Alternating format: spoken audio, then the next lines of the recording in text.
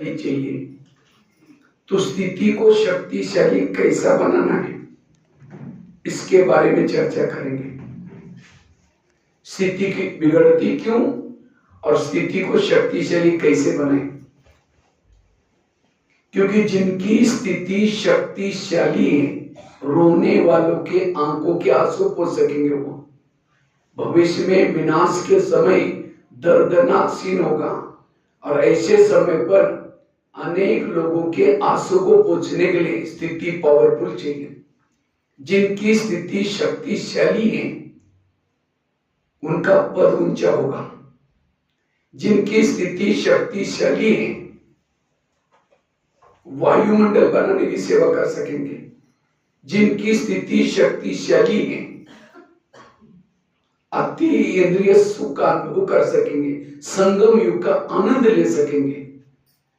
लेकिन हमारी स्थिति बिगड़ती क्यों? वो स्थिति ना बिगड़े उसके लिए 5-6 धारणा की बातें हैं। स्थिति बिगड़ने का पहला कारण है देह का भान।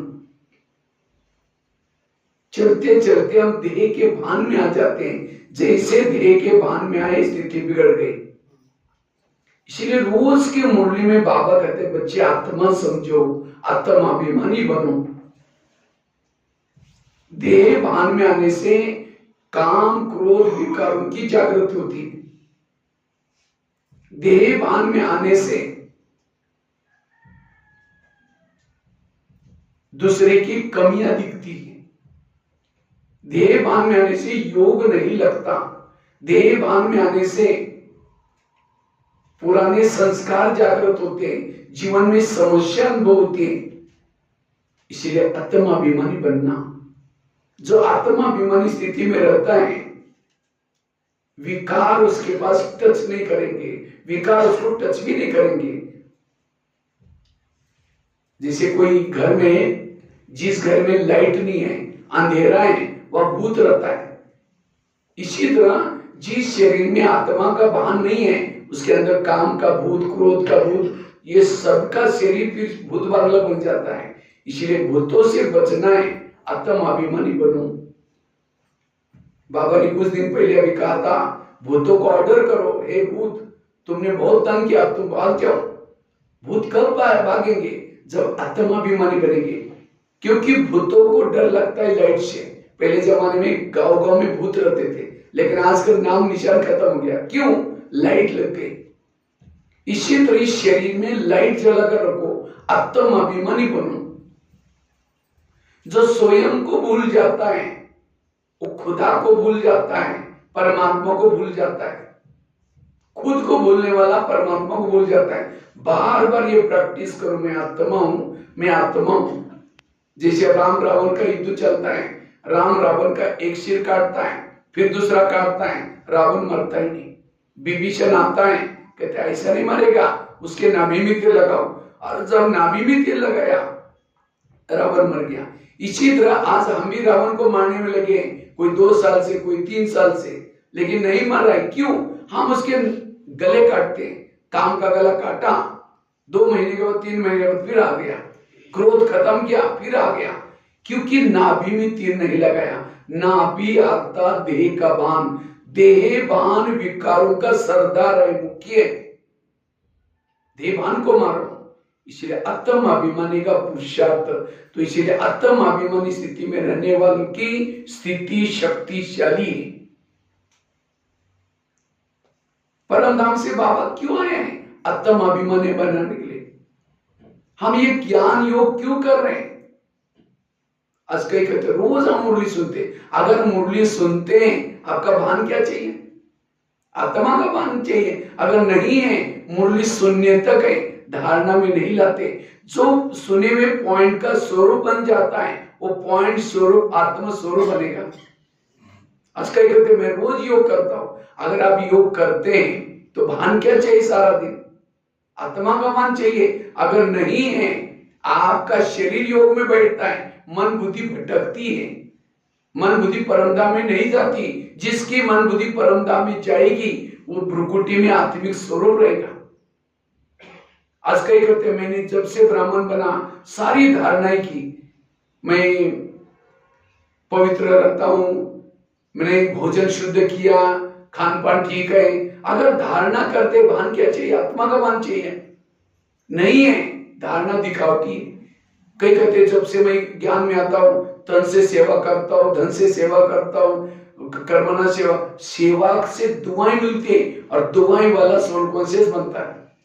अगर सोल कॉन्शियस नहीं है वो सेवा नाम मान श्याम की है, दिल की सेवा नहीं है। ये 4 सब्जेक्ट का सारा ही आत्माभिमानी, और जो आत्माभिमानी बनता है सत्युग में देवी देवता बनता है, क्योंकि आत्माभिमानी वालों के इर्द गिर्द में सहन शक्ति, धैर्यता, सत्यता ये गुण होंगे और गुण वाला देवता बनता है। आत्माभिमानी स्थिति का बहुत महत्व है। आजकल मधुबन में बाबा का मिलन होता है। कैसा मिलन होता है? अव्यक्त मिलन। बाबा वहां आता है लेकिन अव्यक्त रूप में आता है, किसी के तन में नहीं आता। तो उस अव्यक्त मिलन का अनुभव करने के लिए अव्यक्त स्थिति, आत्मिक स्थिति चाहिए। अगर देह भान में जाकर के बैठेंगे कोई अनुभव नहीं होगा। इसलिए बार बार ये आत्मा का अभ्यास करना है। जैसे एक बड़ा सा चुंबक है, चुंबक के सामने लोहे के टुकड़े डालो तो क्या हो जाएगा? खींच लेगा। चुंबक अच्छा है लेकिन उसको, उस लोहे के टुकड़ों को एक बहुत बड़ा कपड़ा लेकर के कपड़े के अंदर लपेट लपेट लपेट करके डालो, क्या खींचेगा? नहीं खींचेगा। क्यों? चुंबक खराब है। चुंबक अच्छा है, हमने उसको कपड़े में लपेटा हुआ है। इसी तरह बाबा भी एक चुंबक है, सर्वशक्तिवान है। अगर बाबा के सामने देह भान में बैठेंगे वो बाबा कैसे खींचेगा? इसलिए बार बार मैं आत्मा हूं, मैं आत्मा हूं, इस पाठ को पक्का करना, इससे स्थिति शक्तिशाली बनेगी। दूसरी धारणा है, अगर हमें स्थिति को शक्तिशाली बनाना है, स्थिति बिगड़ने का दूसरा कारण है इंद्रियों की अधीनता। जब हम आंख के अधीन हो जाते हैं, कान के अधीन हो जाते हैं, मन के अधीन हो जाते हैं, स्थिति बिगड़ जाते हैं। इसलिए बाबा कहते हैं स्वयं को बदलो। हम यहाँ क्यों आते हैं? अपने आप को बदलने के लिए। तो बदलने सभी ने, गोराई वालों ने अपने आप को बदला। कहते हैं भाई जी हम बदल दिया, पहले कलर कपड़े पहनते थे, अभी सफेद ड्रेस पहनते हैं, रोज मुरली सुनते हैं, ब्याज लगाते हैं, ये ऊपर का परिवर्तन हो गया। बाबा चाहता है स्वयं को बदलना, अर्थात हर इंद्रियों पर शासन करना। आंख के ऊपर शासन, मन के ऊपर शासन, कान के ऊपर शासन। अब योग में बैठे तुरंत 2 मिनट में आंखें बंद हो गई, और मोबाइल में कोई गलत चीज देखते बंद नहीं होती, टिक टिक करके देखती है। कोई परचिंतन सुनाता है, कान कहता है क्या हुआ? वो उठ के भी जा रहे, बैठो ना, चाय पानी पी के जाओ ना। आंख कंट्रोल में नहीं। मन को कहा है मन तुम आधा घंटा परमधाम में जाना, मन मार्केट में गया। इंद्रियों पर, जिसका इंद्रियों पर शासन है उसकी स्थिति शक्तिशाली। जैसे प्रधानमंत्री अपने राजधानी में शांति में कब बैठेंगे? उसके पार्टी के सारे लोग अपनी ड्यूटी एक्यूरेट करेंगे। एक ने गलत काम किया उनकी नींद फिर जाएगी। आत्मा ब्रह्मकोटि में शांति में तब बैठता है जब हर इंद्रिया अपनी अपनी ड्यूटी एक्यूरेट करते। ब्रह्मा बाबा नारायण बने। कैसे बने? बाबा ने क्या पुरुषार्थ किया? बाबा रोज अपने इंद्रियों का दरबार लगाते थे। हम लगाते हैं दरबार। अंधेरी नगरी, चौपट राजा, टकेसर बाजी, टकेसर खाजा। इस नगरी का राजा स्वयं, उसके अंदर जो चाहे हो रहे। ये है परिवर्तन। Charity begins at home. घर को सुधारो। घर मतलब लौकिक नहीं, तो कान का कोर्स कराओ, आंखों का कोर्स, सारे गीता का सार। हे अर्जुन तुम अपने घोड़े के लगाम अपने हाथ में रखो। सारे ज्ञान का सार है इंद्रियों पर शासन करना। जिसका इंद्रियों पर शासन है भविष्य के राजा है। तो घोड़े वालों को किसको किसको राजा बनना है? हाथ खड़ा करो। किसको?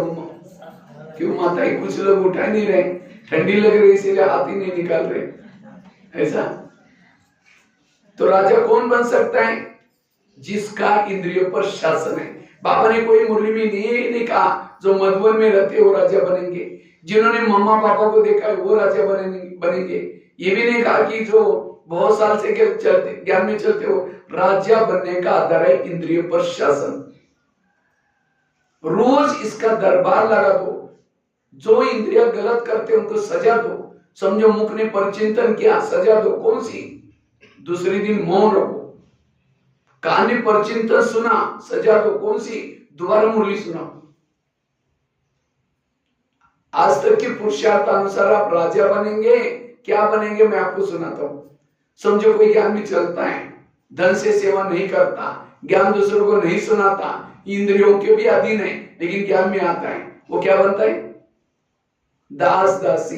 दास दासी वो बनता है जो उदास रहता है। और उदास कौन होता है? जिसका जो इंद्रियों के अधीन है। कोई ज्ञान में चलता है, धन सेवा में लगाता है, ज्ञान दूसरों को सुनाता है, लेकिन इंद्रियों के अधीन है, वो साहूकार बनेगा। कोई ज्ञान में चलता है, इतना गुप्त पुरुषार्थ कराई, इंद्रियों पर शासन है, लेकिन धन से सेवा नहीं करता, ज्ञान दूसरों को नहीं सुनाता, वो क्या बनेगा? राजा तो बनेगा, लेकिन कंगाल राजा बनेगा। क्यों कंगाल बना? क्योंकि धन से सेवा नहीं की, ज्ञान नहीं सुना है। कोई ज्ञान में चलता है, इंद्रियों पर शासन है, धन से सेवा करता है, ज्ञान भी दूसरों को सुनाता है, वो है संपन्न राजा। तो चेक करो आप क्या बनने वाले। इसलिए राजा बनने के लिए एक एक इंद्रियों पर शासन करो, और जिसका इंद्रियों पर शासन है उसके इर्द गिर्द में सहन शक्ति, धैर्यता, सत्यता, गुण और शक्ति होगी। स्वराज्य अधिकारी सो विश्व राज्य अधिकारी। इसी स्थिति, इस किले को मजबूत करो। ये समय किसी को देखने का नहीं है, ये समय और बातों का नहीं, ये समय है अपने इंद्रियों पर शासन करने का। और जिसका इंद्रियों पर शासन है, सब कहेंगे माता बड़ी अच्छी है, ये भाई बहुत अच्छा है। देवी देवता बनने वाला मुरली सुन लिया, जैसे भक्ति मार्ग में ये करते थे ना, मंदिर में गए, पूजा किया, फिर गए, सारा दिन कुछ भी किया, ये नहीं, एक एक इंद्रियों पर शासन। तीसरी बात है, हमारी स्थिति क्यों बिगड़ते हैं? स्थिति बिगड़ने का तीसरा कारण है परचिंतन करना। जो एक दूसरे के दोष देखता है, अवगुण देखता है, स्थिति बिगड़ जाती है। किसी के घर में जाओ, उनके बच्चे भी बैठे, बाप भी बैठा है, बच्चों को कहेंगे बच्चा ठीक नहीं, नालायक है, ऐसा है वैसा है, और बाप को कहेंगे बहुत अच्छा है, कितने अच्छे। बाप कहेगा तो पहले यहाँ से भाग जाओ, तुमने मेरे बच्चों की गिलानी की, तो मेरे बच्चा बोलता है। हर मम्मी पापा को अपने बच्चे प्यारे होते हैं, इसी तरह सारा दिन कहेंगे वो बहन ऐसे है, वो भाई ऐसा है, वो ऐसा है, वो ऐसा है, और शाम को योग में बैठेंगे, बेटे बाबा, प्यारे बाबा, आप शांति के सागर, दया के सागर। बाबा कहेगा तुम पहले यहाँ से भाग जाओ, तुमने मेरे बच्चों की गिलानी की, तो मेरे बच्चा बोलता है। सारे संसार के जितने लोग हैं, किसके बच्चे? बाबा के बच्चे। इसलिए पर चिंतन से बचना, ये परचिंतन स्थिति को बिगाड़ता है। इसलिए कई बार मुरली में बाबा धारणा बताता है, बच्चे झगमुई झगमुई नहीं करो, बच्चे परचिंतन नहीं करो। परचिंतन करना मतलब कोयले के व्यापारी बनना। कोई कोयला का व्यापारी बनता है, हाथ काला मुंह काला, जिसको बेचे वो भी काला। और जो हीरे का व्यापारी करता है, महलों में रहता है। इसलिए ये धारणा करनी है कि मुझे परचिंतन नहीं करना। एक शिष्य था, भगवान के पास गया, कहते भगवान मैं बहुत आगे बढ़ना चाहता हूँ, मैं सुख चाहता हूँ, शांति चाहता हूँ। भगवान ने कहा ठीक है, मैं उसके लिए तुम्हें वरदान देता हूँ और साथ में 2 थैले देता हूँ। भगवान ने कहा एक थैले को तुम पीठ के पीछे रखना और दूसरे थैले को आगे रखना। और भगवान ने कहा तो पीठ के पीछे थैला है, उसके अंदर तुम्हारे आस पास पड़ोस में जो भी लोग हैं, उस सभी के अंदर जो बुराई है, दोष है, उसकी चिटकियां बना करके मैंने डाली है पीछे वाले थैले में। उस थैले को बांध करके पीछे रखना, देखना नहीं, उसके बारे में सोचना नहीं। और आगे वाला जो थैला है, तुम्हारे अंदर खुद के अंदर जो दोष है, बुराई है, उसकी चिटकी बना करके मैंने डाली है। लेकिन उस थैले को खुला रखना, जब भी तुमको समय मिलता है उस थैले में हाथ डालना, निकालना, मेरे अंदर क्या क्या बुराई है उसको परिवर्तन करना, तुम्हें सुख मिलेगी, शांति मिलेगी, जाओ। लेकिन थैले का ध्यान रखना। कहते हैं भगवान मैं ऐसे करूंगा जैसे आपने कहा। वो थैले लेके चला गया। कुछ समय के बाद क्या करता है, वो पीछे का थैला आगे किया उसने, दूसरे की बुराई को क्या किया, आगे किया, और अपनी बुराई को क्या किया, पीछे रख दिया बांध करके, और दूसरे की बुराई को खोल करके हाथ डाल के देखता, अच्छा ये ऐसा है, वो ऐसा है। अब जैसे वो दूसरे की बुराई करता, उसके वरदान उल्टे हो गए, और दुखी हो गया, परेशान हो गया। फिर भगवान के पास आते, कहते भगवान मुझे सुख मिला ही नहीं, मुझे शांति मिली नहीं। भगवान ने कहा अच्छा, तुमको जो मैंने थैले दे उसको कहां रखा? कहते भगवान मेरे से भूलोगे, कभी कभी मैंने पीछे का थैला आगे किया।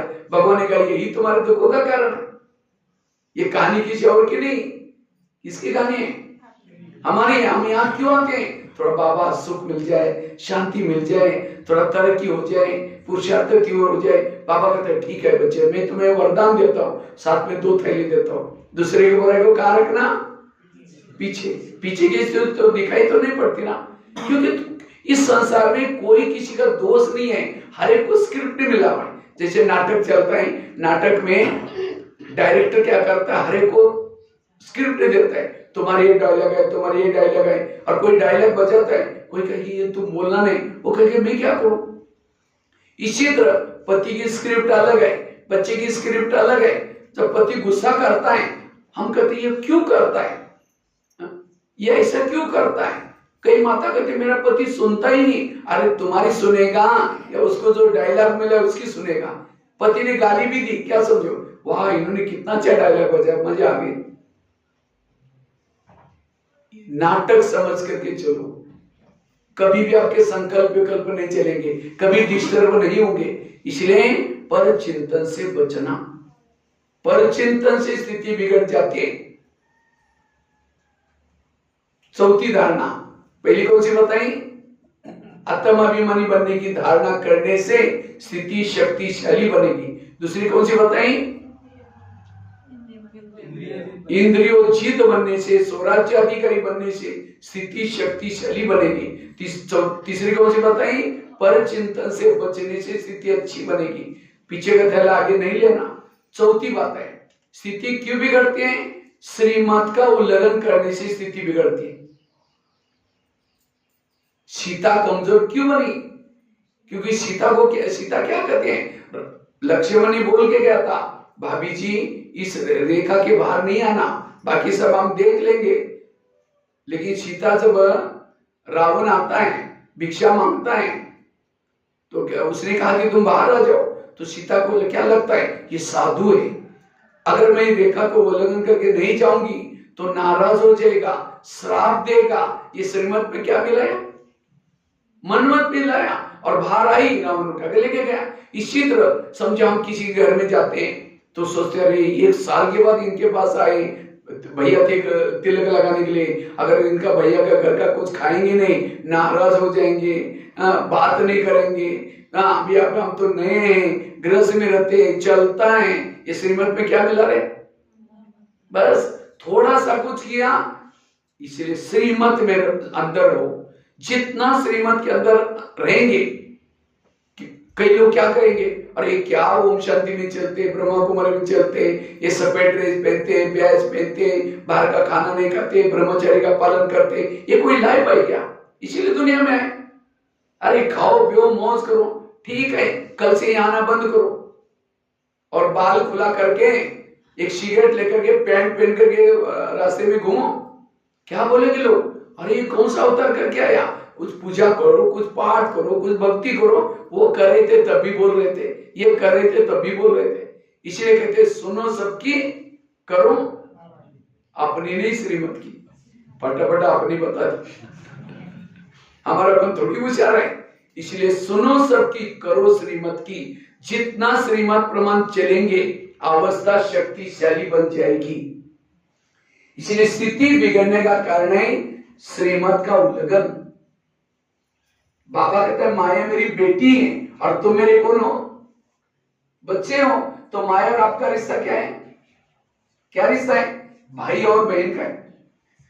तो कोई कहीं बहन भाई को थप्पड़ मारते, कब मारते हैं?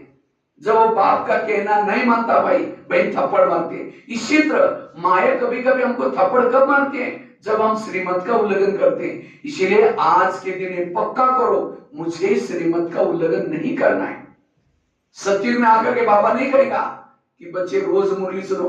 तो श्रीमत प्रमाण आप लोग कितना % चलते होंगे? बताओ, गोराई वाले कितना चलते होंगे?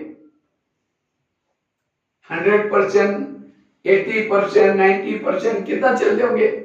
एक दो चार जन बताओ तो पता चलेगा, क्लास का पूरा क्लास का पता चलेगा। 7%। कितना? 70%। 70। वाह, अच्छा और माताएं बताओ, क्योंकि अभी परीक्षा नजदीक आने वाली है ना, तो अपने आप को मार्क दे सकते हैं, मैं इतना परसेंटेज ज्ञान में चलते हैं। और बताओ माताएं? 90%। बहुत अच्छा। भाई लोग कितना? 50%। और एक दो बताओ, एक जन 60। आजकल हम श्रीमत किसको समझते हैं? अमृत वाला उठते हैं, मुरली सुनते हैं, बाहर का भोजन नहीं खाते, यही तो समझते ना। ये हर श्रीमत के 10-10 मार्क है, अमृत वाले के 10 मार्क है। सारा दिन का हमारा 100 मार्क का पेपर होता है। अमृत वाले के 10 मार्क है, मुरली के 10 मार्क है, खान पान के 10 मार्क है, पवित्रता के 20 मार्क है। एक स्थूल पवित्रता, दृष्टि वृत्ति गई, और तीसरा है मनसा वाचा कर्मणा की पवित्रता। उसके बाद ट्रैफिक कंट्रोल, उसके बाद हमने ड्रेस यूनिफॉर्म में आए, सारा ने किसी को दुख दिया, या ऐसे करके 100 मार्क का पेपर है। समझो आपने अमृत वाला उठे, अमृत वाला उठे और उठ करके जो भी फोटो के सामने गए, लेकिन वहां जाकर के आपकी आंखें बंद थी, तो आप उठे थे, उसके आपको कितना मार्क मिले? 5 मिले। लेकिन आंखें बंद की थी, इसके आपके 2.5 मार्क कट हो गए। और आप कितना देंगे उसको? 10 मार्क। हम अमृत वाला उठे, अच्छा उठे थे, आंखें भी खुली थी, लेकिन बुद्धि रूपी आंखें बंद थी। बुद्धि के द्वारा परम धाम नहीं देख रहे थे, बुद्धि भटक रही थी, तो भी आपके 2.5 मार्क गए। केवल उठना ही इसको मार्क नहीं समझे। मुरली सुनी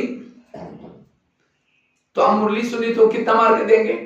10 नहीं, मुरली सुनने से पहले आधा घंटा योग किया तब 5 मार्क मिले। मुरली सुनने की केवल एक ही मार्क है, कितना? एक। मुरली से पहले योग के 5 मार्क, और मुरली वो सुनने के बाद उस मुरली प्रमाण चलेंगे, धारण करेंगे, सारा दिन उस प्रमाण आपके व्यवहार में लाएंगे, उसके 4 मार्क। और हम केवल सुन लेते हैं, धारणा में भी नहीं लाते हैं, योग भी नहीं करते, तो मार्क कितना मिला आपको? 1।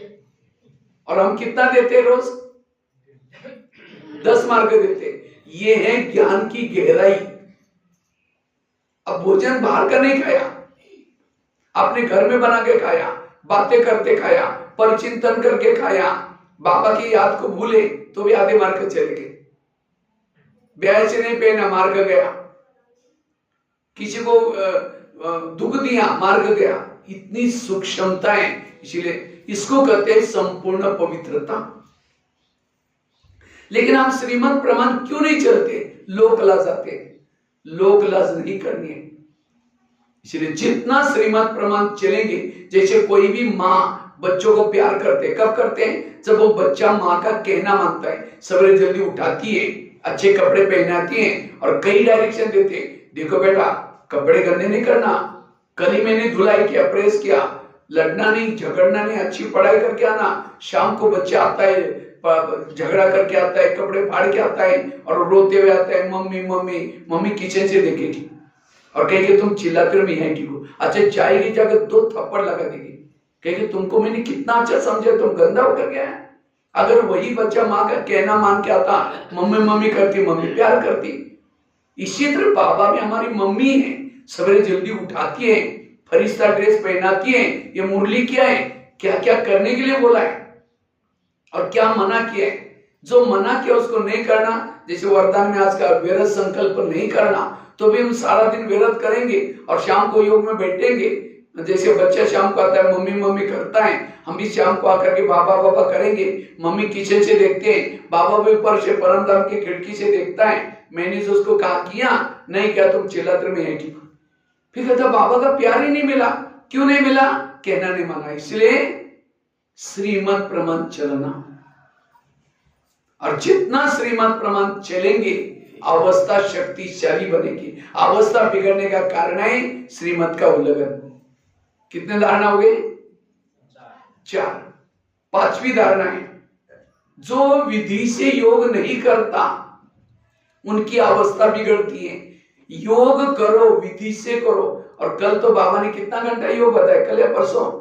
8 घंटा।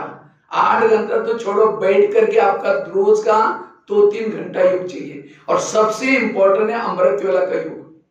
स्थिति को शक्तिशाली बनाने के लिए अमृत वेला का योग पावरफुल चाहिए। तो अमृत वेला कौन कौन उठते हैं? हाथ खड़ा करो। अच्छा, सभी लोग उठते, बहुत अच्छा। लेकिन अमृत वेला का चुपचाप आपका कोई वीडियो बनाई जाए, आपको पता भी नहीं चले कि आपको कोई वीडियो बना रहा था, और उसी वीडियो को आपको 10 बजे दिखाई जाए, ये सवेरे का आपका अमृत वेला का वीडियो, क्योंकि मेरा है, मैंने ऐसा किया था। दीवार के सारे बैठे, मुंह खोला, आंखें बंद है। 2 बार मच्छर अंदर भी गया और बाहर भी है, पता भी नहीं चला। अगर ऐसा योग करेंगे अवस्था कैसी बनेगी? इसीलिए केवल उठना यह पर्याप्त नहीं, लेकिन उठ करके कैसे बैठे थे, इसलिए आंखें खोल करके बैठो।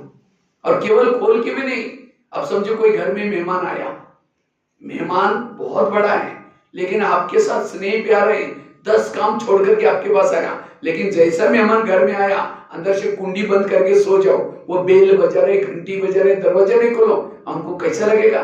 अरे इन्होंने मुझे बुलाया और दरवाजा बंद किया, मैं 10 काम छोड़ के आया, वो चला जाएगा। फिर फोन करो, क्या बात आप आए नहीं? क्योंकि मैं आया था, बेल बजाई थी, घंटी बजाई थी, आपने दरवाजा नहीं खोला, इसलिए चला गया। नहीं नहीं प्लीज आओ। फिर आधे रास्ते से आया, फिर कुंडी बंद करके फिर सो जाओ, दोबारा फोन करो, अब कहेगा कभी नहीं आऊंगा। इसी तरह अमृत वेला हम उठेंगे और बाबा को निमंत्रण देंगे, मीठे बाबा, प्यारे बाबा आ जाओ, हम आपसे बातें करना चाहते हैं, बातें करना है, बातें करना है, करना है। अब बाबा को तो बुलाया, दरवाजे खिड़की, तेरे द्वार खड़ा भगवान, भगत भर ले जो भगत ओम सर्दी हो गया।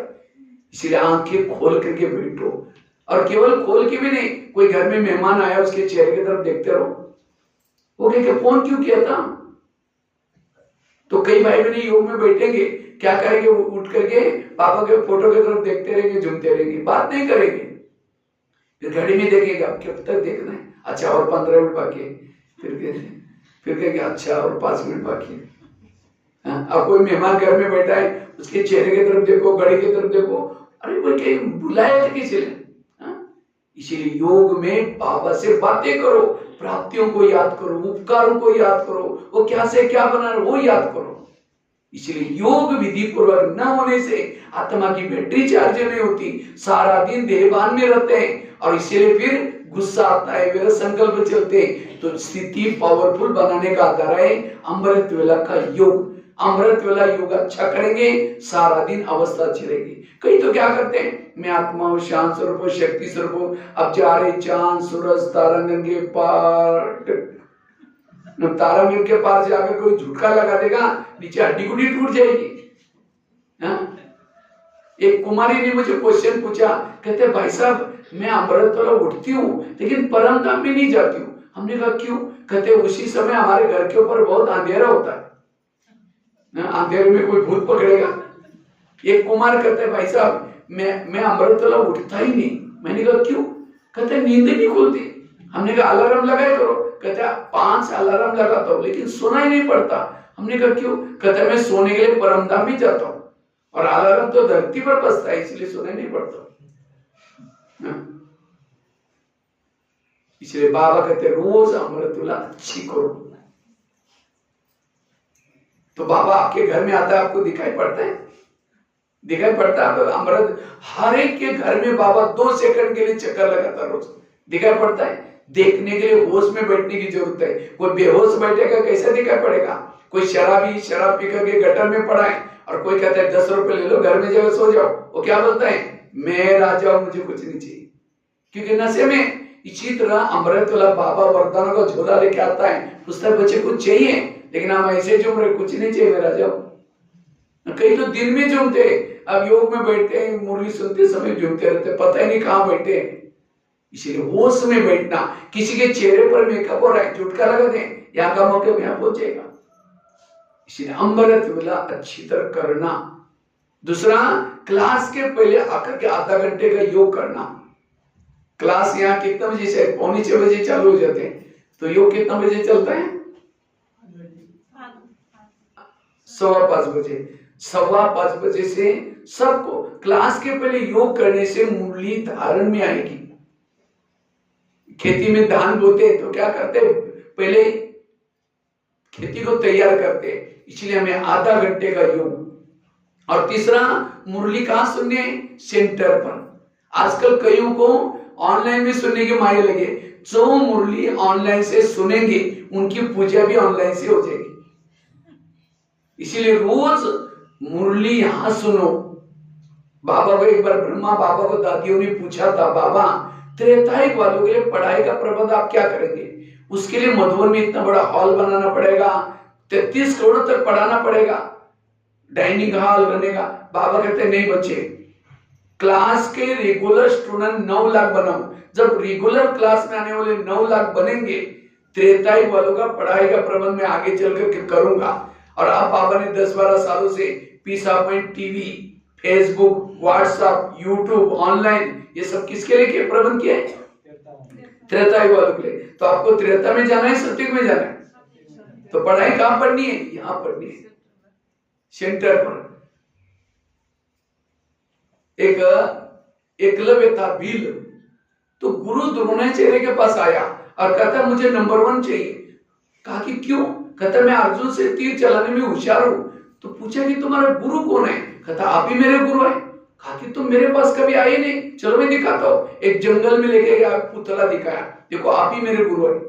तो भी नंबर 1 नहीं दिया। नंबर 1 किसको दिया? अर्जुन को। क्यों? अर्जुन गुरु के सामने सीखा था, और वो कहां सीखा था? पुतले के सामने। इसी तरह peace of TV, peace of mind TV, Facebook, WhatsApp, ये भी क्या है?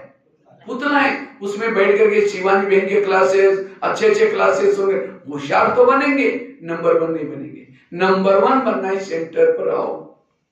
कृष्ण मुरली बजा रहे, गोपी का चारों तरफ से राज कर रहे, और त्रेतायुग वाली सीता अकेली बैठी है, रो भी रहे, राम को याद कर रहे, दुखी भी है। मुरली सुन रहे peace of mind TV, Facebook, WhatsApp में, तो भी दुख है, परेशान। इसलिए सेंटर पर आकर के यहां सुनना। ये 3 चीजें जो सवेरे सवेरे करता है, उनकी अवस्था शक्तिशाली है। उनको किसी के दोष दिखाई नहीं पड़ेंगे, सब अच्छे दिखाई पड़ेंगे। एक 2 महिलाएं थी, एक महिला रहती थी 2 मंजिल पर, दूसरी रहती थी नीचे की मंजिल पर। 2 मंजिल वाली महिला रोज अपने घर की खिड़की से पड़ोसी के छत पर देखती है, तो छत पर कपड़े सुखाते हैं। 1 नंबर वाली, तो 2 मंजिल वाली महिला क्या करते हैं, रोज अपने पति को बुलाती है और खिड़की से दिखाती है, देखो इसको पड़ोसी को अक्ल ही नहीं, कितने गंदे कपड़े, कितने मैले, जाओ पूछ के आओ। पति कुछ नहीं बोलता, रोज बुला करके कहते जाओ पूछ के आओ, लेकिन पति कुछ नहीं बोलता। एक दिन जब उस 2 मंजिल वाली ने खिड़की से देखा पड़ोसी के कपड़े अच्छे थे, तो उसको लगता है आज इसको कैसे अक्ल आ गई, कितना चतुर है क्या। पति को कहते जाओ पूछ के आओ। पति धीरे से मुस्कुराता और कहता है आज सवेरे सवेरे मैंने अपने घर की खिड़की के कांच साफ किए, शीशे साफ किए। समझ में आया? ताली नहीं बजी। उनकी खिड़की के कांच रोज गंदे थे, इसलिए कपड़े कैसे दिखते थे उनके। और दोस्त क्या, पड़ोसी का है, खुद का है, खुद का। इसी तरह जिस दिन सेंटर पर नहीं आएंगे, मुरली नहीं सुनेंगे, अमृत वेला ठीक नहीं होंगे, सारा दिन दूसरे की बुराई दिखाई पड़ेंगी, अवस्था बिगड़ जाएंगी। और हम क्या कहेंगे, इसको सुधारना चाहिए, उसको ऐसा करना चाहिए, उसको करना नहीं, खुद की खिड़कियां गंदी है। इसलिए रोज अपने खिड़कियों को क्या करो। तो कौन कौन खिड़की साफ करता है? कौन कौन खिड़की साफ करता है? रोज हाथ खड़ा करो।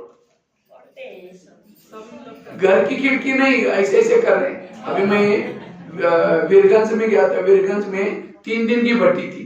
तो एक दिन मैंने वो भट्टी में पहले दिन यही बात सुनाई, रोज खिड़की साफ करो। तो दूसरे दिन 2-4 माता आई नहीं क्लास में, तीसरी दिन आई, बहनों ने कहा कल क्यों नहीं आए थे, इतनी अच्छी क्लास थी। कहा कि कल हम भैया ने परसों कहा ना खिड़कियां साफ करो, कल हम सारे दिन खिड़कियां साफ करने में लगे थे। मैंने कोई घर की खिड़की थोड़ी बोली थी। कभी कभी हम ज्ञान को भी उल्टा करते। एक भाई ज्ञान में चलता था 1 साल से, तो एक बार होटल में गया, होटल में जाकर के समोसा मंगाया, समोसा जानते हैं ना, मैदे को बेल करके आलू भरते हैं, तो 1 किलो समोसे मंगाया, मैदे का छिलका ऊपर का फेंकता है और मसाला खाता है। तो मैनेजर ने बोला तुम मैदा पसंद नहीं करते? कहता पसंद तो करता हूँ, लेकिन आजकल मैं ब्रह्मा कुमारी आश्रम में जाता हूँ, उन्होंने कहा कि बाहर का नहीं खाना, इसलिए बाहर का निकल करके मैं अंदर का खा रहा हूँ। बाहर का ना खाना मतलब दूसरे का हाथ का ना खाना। इसलिए होटल पर बोर्ड क्या लिखा है? होटल, हो सके तो एजेटल। कभी कभी हम श्रीमत को भी उल्टा कर लेते हैं, इसलिए रोज खिड़की साफ करो। और लास्ट की एक बात मैं सुना करके पूरा करता हूं, छठी धारणा छोटी सी है। पहली कौन सी बताई? आत्माभिमानी बनो, देहभान से स्थिति बिगड़ती है, आत्माभिमानी का पुरुषार्थ। दूसरा कौन सा बताया? रोज इंद्रियों पर शासन करने का पुरुषार्थ, स्वराज्याधिकरण। जब हमारी इंद्रियां हमारे वश, इंद्रियों के वश हो जाती, स्थिति बिगड़ती है। तीसरी कौन सी बताई? पर चिंतन करने से स्थिति बिगड़ती है, थैले वाली बात बताई। चौथी कौन सी बताई? श्रीमत का उल्लंघन करने से स्थिति बिगड़ती है। पांचवी कौन सी बताई? विधि पूर्वक योग न करने से। कई माता योग लगाने के लिए आ रहे सेंटर पर, आते आते रास्ते में देखती है, हाँ इतना अच्छा सब्जी वाला दुकान में सब्जी इतनी अच्छी है, चलो आज दोपहर को इसकी सब्जी बनाते हैं। पहले सोचेंगे जाकर मुरली सुनेंगे, योग करेंगे, जाते सब लेके जाएंगे, यहाँ करके बैठे, लाल लाइट चल रहा है, गीत बज रहा है, शुरू करके मैं आत्मा हूँ, शांत स्वरूप शक्ति। फिर सोचे अरे झोला तो लाई नहीं, अब थैली सब्जी कैसे लेके जाए, चलो कहेंगे बाद में देख लेते हैं, मैं आत्मा हूँ, शांत स्वरूप शक्ति। फिर सोचे उसके पास प्लास्टिक का झोला तो हो गए, उसमें लेके जाएंगे, मैं आत्मा हूँ, शांत स्वरूप। फिर सोचे कि गैस के ऊपर जो दूध रखा था गर्म करने के लिए, मैंने गैस को कम किया था या बंद किया था, कम किया था बंद, चलो कोई पूजा देगा, मैं आत्मा हूँ, शांत स्वरूप शक्ति स्वरूप। फिर सोचा घर में तो मेहमान आने वाला था, मैंने सोचा रोज के लिए छोले बनाए, लेकिन रात को तो भिगो ही नहीं, चलो छोड़ो कोई और चीज बनाएंगे, मैं आत्मा हूँ, शांत स्वरूप। लाल लाइट की सफेद लाइट होगी, योग का टाइम पूरा हो गया। सामने वाला बैठने वाला क्या सोचता है, वाह इन्होंने आधा घंटा योग किया, लेकिन इनका योग कहाँ लगे? वो छोले वाला योग, सब्जी वाला बाबा वाला योग नहीं था। इसलिए मुश्किल से टाइम मिला थोड़ा, और उसी में भी हम कहा क्या क्या याद करें। इसलिए अटेंशन से बैठना, ध्यान में भी चेक करो मेरा ध्यान बुद्धि कहां जाती, और फिर कहते परिवर्तन नहीं होता, ये नहीं होता। इसलिए लास्ट की छठी बात है, संकल्प निगेटिव चलाने से स्थिति बिगड़ती, व्यर्थ सोचने से स्थिति बिगड़ती। अपने संकल्प समर्थ चलाओ। जिसके संकल्प ज्यादा चलते हैं रात को चैन की नींद नहीं आती। संकल्प ज्यादा चलने से वायुमंडल खराब होता है, संकल्प ज्यादा चलने से दिमाग गर्म हो जाता है, और जिसका दिमाग गर्म होता है दिमाग में केमिकल उतरते, शरीर की बीमारी होती है। इसलिए कहते हैं ना, जिसका पांव गरम, पेट नरम, दिमाग ठंडा, उस घर में कोई डॉक्टर है उसको मार दो डंडा। पांव को गरम रखना, पेट को नरम रखना, और दिमाग को सवेरे सवेरे मुरली सुनने के लिए स्कूटी में आने के बजाय पैदल हो क्या हो, अच्छा है, वॉकिंग हो जाएगा। जितना वॉकिंग करेंगे ब्लड सर्कुलेशन होगा, बीमारियों से बच जाएंगे। और दूसरा क्या करना है, पेट को नरम रखना। पनीर की सब्जी 2 रोटी खाएंगे, 3 रोटी खाएंगे, और कद्दू बनाए नाकी मोड़ेंगे। जीभ की टेस्ट पेट में वेस्ट। जीभ को अच्छा लगता है वो ज्यादा नहीं खाओ, पेट को जो अच्छा लगता है वही खाओ। जीभ 2 मिनट में नीचे भेज देते, संभालना किसको पड़ता है? पेट को। फिर सारा दिन पेट चिल्लाएगा। कहने का मतलब संतुलित भोजन। और तीसरा, दिमाग को ठंडा रखना। जो ये 3 चीजें करता है वो हेल्दी, वेल्दी और हैप्पी, सदा सुखी। लेकिन आजकल उल्टा होता है, पांव रहते हैं ठंडे और दिमाग रहता है गरम। 70% शरीर की बीमारी होती है निगेटिव से। आज किसी को पेट की बीमारी होती है, ईर्ष्या वाले विचार चलाया, पेट की बीमारी। इसलिए कहते हैं ना, तुम मेरे को देख करके तुम्हारे पेट में जलन होता है क्या? आज किसी को दूर का गम दिखता है, दूसरे की बुराई को आंखें फाड़ फाड़ कर देखता है। जो आंखें फाड़ता है, बड़ी बड़ी करता है, आंखों की पुतली बन जाती है। आज किसी का ब्लड प्रेशर बढ़ गया, बीती हुई बातों को याद किया, बीपी हाई हो गई। इसलिए बीती हुई बातों को भूल जाओ, जो हुआ अच्छा हुआ। आज किसी को अस्थमा होता है, दमा, कोई भी बातों को पेट में दबा कर रखेंगे, क्या हुआ? कुछ नहीं हुआ। अरे बताओ, नहीं कुछ नहीं हुआ, बहुत कुछ है, दबा कर रखेंगे, दमे का प्रॉब्लम।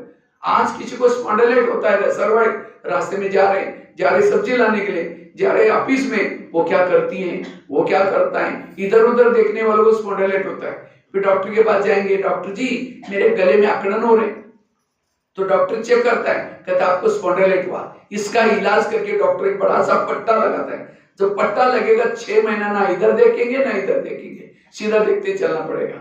आज किसी को शुगर होते, शुगर का कारण है मानसिक तनाव। क्या तनाव? मैं इसकी सास हूं, मैं इसका पति हूं, मैं इसकी मां हूं, इसको मैंने पढ़ाया था लिखाया था, लेकिन जब बड़ा हो गया शादी हो गई अपनी पत्नी का मानता है, मुझे नहीं पूछता। ऐसे निगेटिव से शुगर पैदा होगी।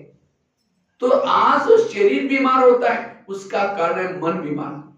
वास्तव में ब्रह्मा कुमारी का केंद्र एक बहुत बड़ा हॉस्पिटल है। कौन सा? मन को ठीक करने वाला हॉस्पिटल। आज आपके गोराई में बहुत सारे हॉस्पिटल होंगे, लेकिन मन को ठीक करने वाला कोई हॉस्पिटल बनाया गवर्नमेंट ने?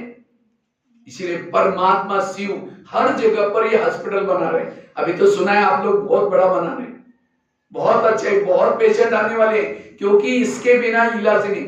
आज जो भी मैंने आपको जगह गिनाई, पुलिस स्टेशन, जेल, हॉस्पिटल, ये सारी पैसा बर्बाद करने वाली जगह है, पैसा काटे। इसलिए अपने आप को पॉजिटिव बनाओ, सकारात्मक बनाओ, और जो सकारात्मक है वो हेल्दी वेल्दी और हैप्पी है।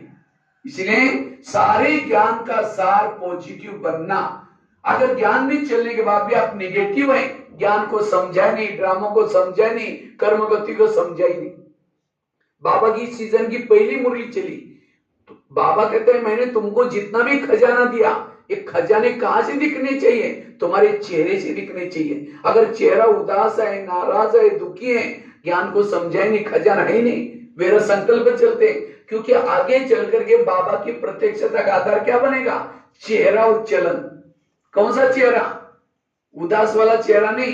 कई तो घर में जब जाते हैं लोग क्या बोलते हैं? ये मुसीबत आ गई, क्योंकि चेहरे में दिखाई नहीं पड़ता खुशी। इसलिए सदा पॉजिटिव बनो, सकारात्मक बनो, और जो सकारात्मक है, पॉजिटिव है, वो हेल्दी वेल्दी और हैप्पी है।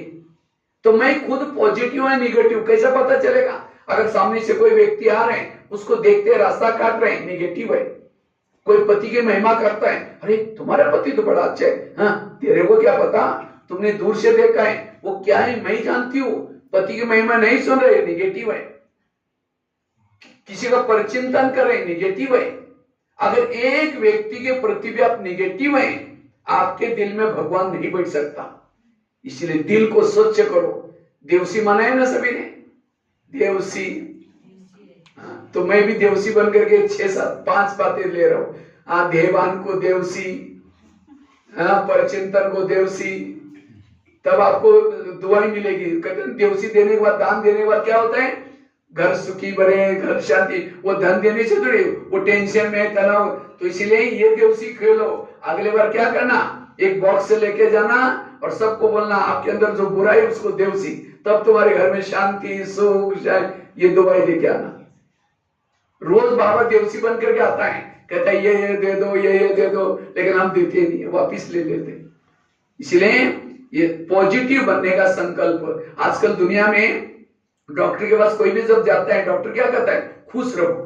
लेकिन खुश होने के लिए कोई टैबलेट देता है? बाबा की मुरली ये डिस्पेंसरी है, इसके अंदर की टैबलेट लेके जाओ और एक एक पॉइंट को याद रखो, आपकी सारी मानसिक बीमारी ठीक हो जाएगी। आजकल कई पेशेंट लोग क्या करते हैं? बगीचे में जाएंगे, हाथ ऊपर करेंगे, हाँ हाँ हाँ करेंगे, घर में आते पत्नी का मुंह देखते हैं, चेहरा डाउन हो गया।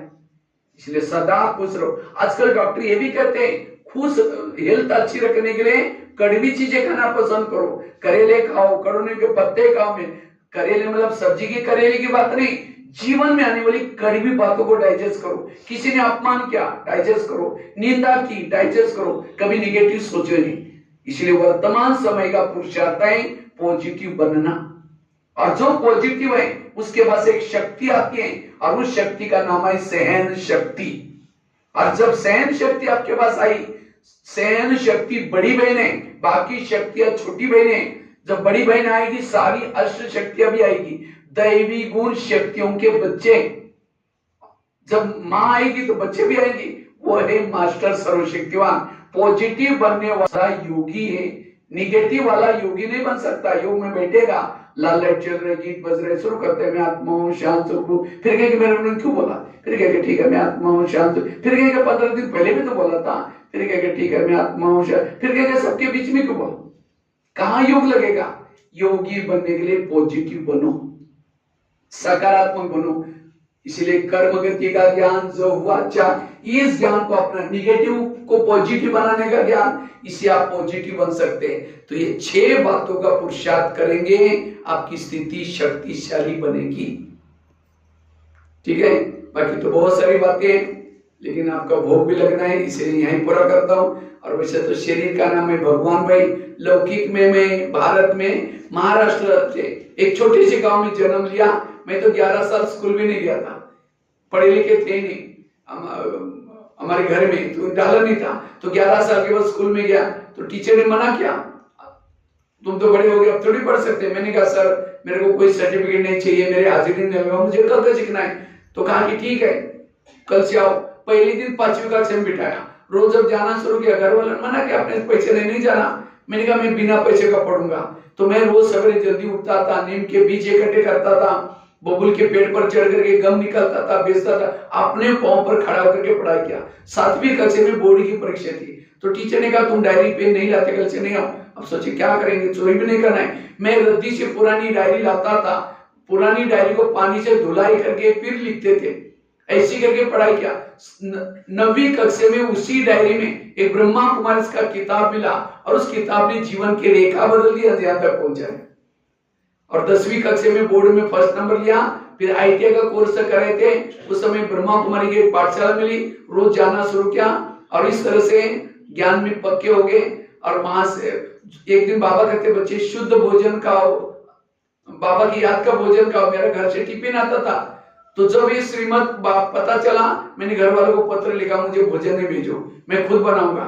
और मुझे भी आता भी नहीं था, पैसे भी नहीं थे, तो भी मैं 4 साल तक चावल में चीनी डाल के खाया, बाहर का भोजन नहीं खाया। आज बाबा ने कहा बिठाया मधुबन में, जहां 25,000 लोगों का भोजन बनता है, उस किचन में सेवा दी है।